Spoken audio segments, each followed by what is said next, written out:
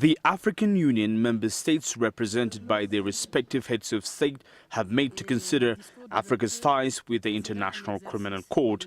A total pullout from the Rome Statute was not on the agenda, though.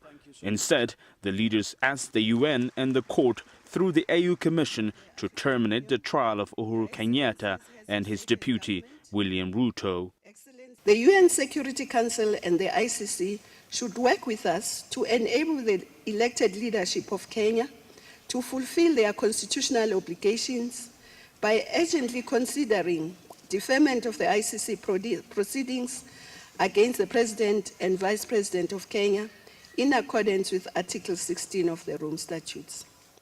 The leaders felt that the ICC should give Kenyans a chance to reconcile. They noted that dragging President Uhuru and his deputy to court would not be helpful to the healing process. We have been requesting for the reconciliation process to be given a chance. But the ICC response flies full in the face of these realities. There is no reason why the ICC finds it difficult to accept the legitimate request. Ultimately, what we all aspire is to see is for Kenyans to reconcile and live in peace and harmony. The African Union chairman also accused the UN and the International Criminal Court of double standards when it came to addressing issues affecting Africa. The double standards that both the United Nations Security Council and the ICC have displayed with regard to the AU's request for deferral for prosecution in a number of cases has been particularly worrisome.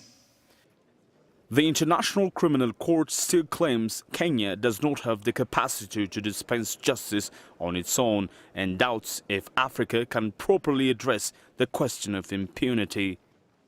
Despite the division when it comes to addressing the issue of the International Criminal Court's relationship with Africa, almost all of the participants here agree that the move of the African leaders seeking answers from the UN and the ICC shows the ever-growing diplomatic strengths of the Union.